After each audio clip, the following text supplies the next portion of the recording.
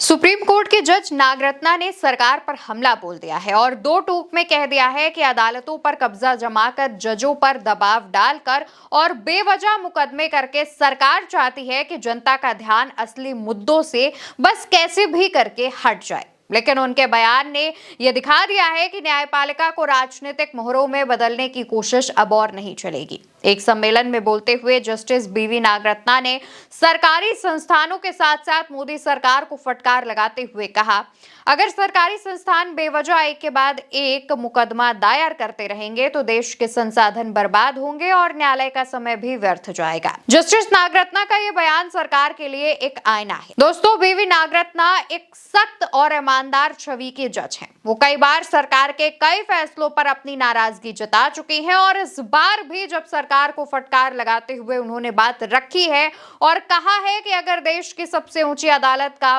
वक्त ऐसे बेकार मुकदमों में खप जाएगा तो आम जनता के केस कब सुने जाएंगे। किसान, मजदूर, गरीब जो सालों से न्याय का इंतजार कर रहे हैं, क्या उनका हक सरकार की राजनीति में बर्बाद होना चाहिए? जस्टिस नागरत्ना की यह बात सरकार के गले का फांस बन चुकी है। नागरत्ना का बयान किसी मामूली टिप्पणी की तरह नहीं है। यह उस पूरी व्यवस्था पर तंज है जो अदालतों को राजनीति का अखाड़ा बना चुका है। वहीं जस्टिस बीवी नागरत्ना इससे पहले भी मोदी सरकार को फटकार लगा चुकी है। फैसला डीमोनेटाइजेशन था, यानी नोटबंदी।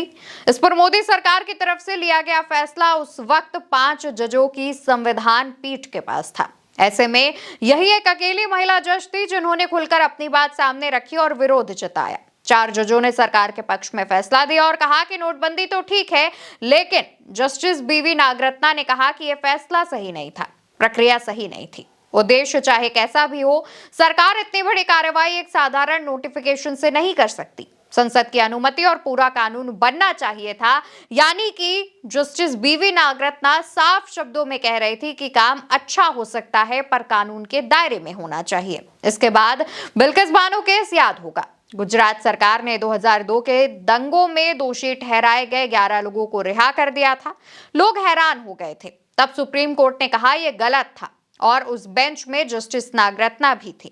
उन्होंने साफ लिखा था कि गुजरात सरकार के पास तो ऐसी शक्तियां ही नहीं थी। मतलब यहां भी वो बिल्कुल साफ थी कि सरकार की ताकत की भी एक सीमा है और अगर वो सीमा पार हुई तो न्यायपालिका इसमें जरूर दखल देगी। इसके बाद उनके चर्चित फैसलों में रॉयल्टी और माइनिंग का मामला भी था, जहां खनिज निकालते समय जो पैसा सरकार रख लेती है वो रॉयल्टी कही जाती है।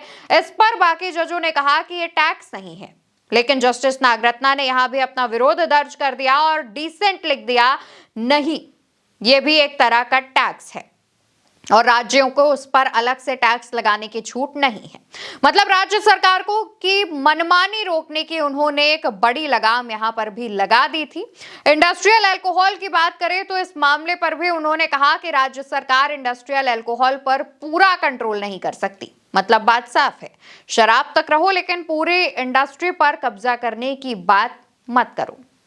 जस्टिस नागरत्ना ने एक बार यह भी कहा था कि मीडिया को सीधे सरकार के कंट्रोल में लाना सही नहीं होगा। उन्होंने कहा कि सरकार रेगुलेशन ना करे बल्कि एक कानून बनाए जो मीडिया को सेल्फ रेगुलेशन की सुविधा दे, यानी कि लोकतंत्र में मीडिया पर सरकारी शिकंजा कसना खतरनाक है। नागरत्ना ने साफ कर दिया कि न्यायपालिका कोई सरकारी दफ्तर नहीं।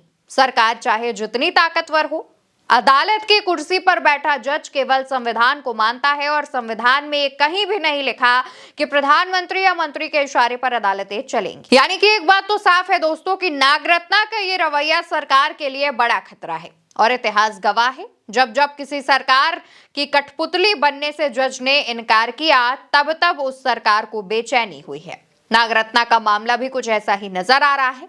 जस्टिस बीवी नागरत्ना एक ऐसी महिला जज हैं जो देश की पहली महिला मुख्य न्यायाधीश बनने की कतार में है और ऐसे में अभी से ही जिस तरीके से जस्टिस नागरत्ना मोदी सरकार के तमाम फैसलों को लेकर के टिप्पणियां कर चुकी हैं, सरकार से भिन्न मत रख चुकी हैं और सरकार को फटकार लगा चुकी हैं, माना जा रहा है कि जब वो CJI यानी कि चीफ जस्टिस ऑफ इंडिया बनेंगी उस दौरान भी मोदी सरकार की गर्दन उनके हाथ में होगी। फिलहाल बीवी जस्टिस नागरत्ना ने जिस तरीके से मोदी सरकार के तमाम फैसलों को लेकर टिप्पणियां की हैं, अपनी बातें रखी हैं और सरकार को फटकार लगाई है, उस पर आपकी जो भी राय हो कमेंट सेक्शन में बताइएगा। वीडियो उल्टा चश्मा यूसी पर देख रहे हैं, चैनल को याद से सब्सक्राइब कीजिएगा जिससे आप तक तमाम खबरें समय के साथ पहुंचती रहें। नमस्कार।